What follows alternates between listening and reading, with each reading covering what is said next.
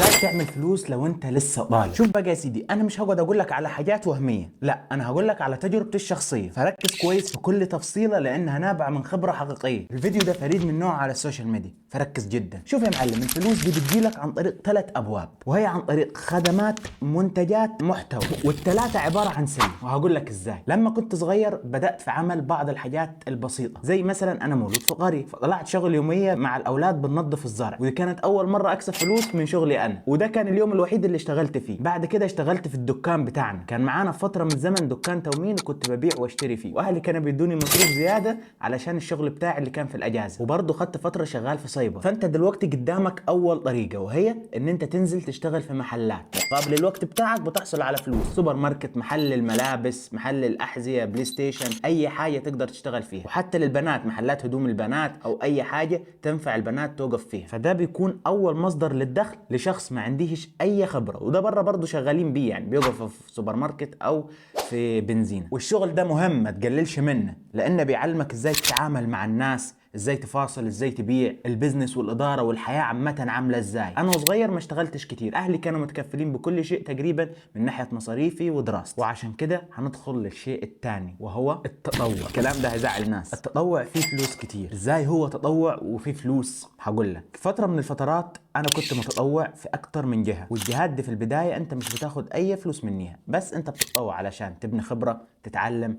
انا كنت عاوز صاحب ناس جديده، بتعمل علاقات جميلة جدا تفيدك في المستقبل، وبرضه بتفيدك في ناحية المهارات الشخصية والتقديم وكده. مع الوقت لما تتعرف على ناس بتجي فرص تطوع فيها مبالغ مالية. يعني مثلا في أصدقاء ليا متطوعين في الهلال الأحمر، عارفينه ده اللي بيقدم مساعدات وكده. لما جت حرب السودان كانوا بيروحوا على الحدود وبيقدموا إسعافات، كانوا بياخدوا مثلا 3 4000 جنيه في الأسبوع، فده مبلغ كويس بالنسبة للطالب. يعني باخد له 10000 جنيه في الشهر. طبعا ده مش أي حد، ده الناس القديمة، وكمان بياخدوا مرتبات أكتر، ومش دايما يعني بتيجي فترات كده. برضه كانوا بياخدوا فلوس في كورونا وغيره. في اماكن كتيره ممكن تتطوع فيها، بعد فتره ممكن يدوك فلوس، ده بجوار الخدمات. وانصحك ان انت تتطوع علشان ده بيثقل خبراتك ومهاراتك. وكمان ممكن تسافر مجانا بواسطه التطوع. هبقى اعمل لكم فيديو مختصر عن الموضوع ده علشان انا سافرت اماكن كتير. المهم، لسه مستمرين في الخدمات. انت بتقضي وقت في مكان معين مقابل الفلوس، زي التطوع او الخدمه. لكن لو ركزت اكتر وبقى عندك خدمه كبيره بتاخد قصادها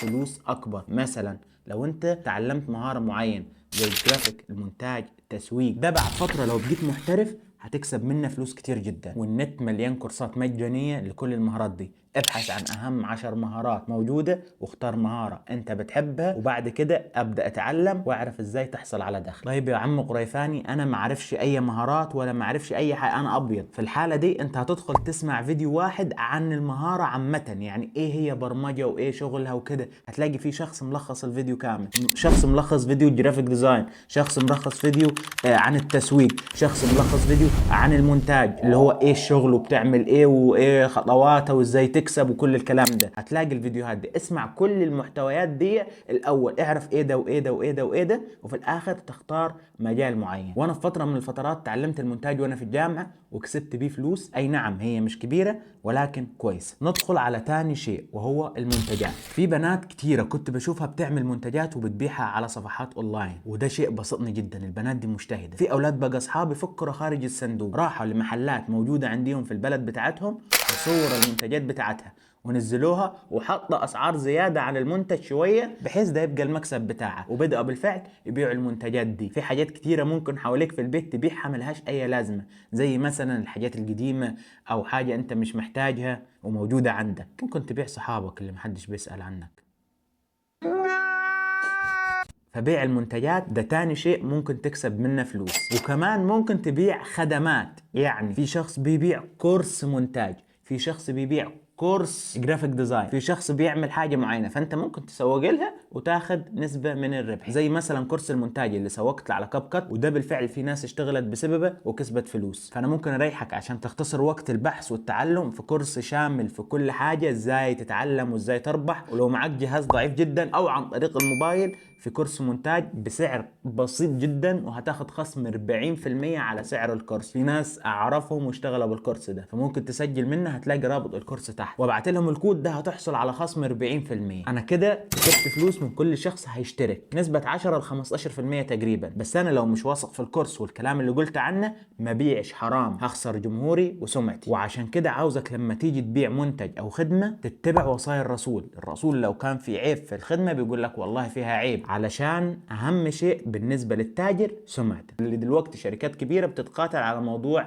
خدمة العملاء. ندخلوا على ثالث حاجة واهم حاجة انا بكسب منها فلوس حاليا، وهي المحتوى. شوف يا معلم، لو انت طالب، لو بتحب تلعب كورة، لو بتحب تلعب بلاي ستيشن، لو بتحب الانمي، لو بتحب اي شيء في الحياة ممكن تطلع منها محتوى. كل موبايلاتنا دلوقتي فيها كاميرا كويس، هتظبط اضاءة وتبتدي تصوير، ومع الوقت والاستمرارية هتقدر تحصل على متابعين، وبالتالي هتحصل على فلوس من الاعلانات، او هتبيع خدمات. زي ما قلنا في الاول، انت اتعلمت المونتاج فانت هتسوق لنفسك عن خلال المحتوى ده ان انا بعرف امنتج يا جماعة شوفوني. في ناس هتجيلك عملاء، او هتبيع منتجات. فالمحتوى اقوى واهم اداة ممكن تبدأ بيها، وباذن الله تعالى هعمل لك كورس مجاني عن صناعة المحتوى، ازاي تجيب مشاهدات وتنجح في صناعة المحتوى. فخليك متابع معايا جامد. واخيرا لو وصلت لهنا اعرف ازاي تستغل الاجازة عن طريق فيديو هينزل بعد ده على طول، او نزل حاليا، فاسمع وادعي. وبس، كان معك محمد القريفاني. لو تعلمت واستفدت حاجة مش لازم تعمل لايك واشتراك، ولكن فيد غيرك وعلم اصحابك.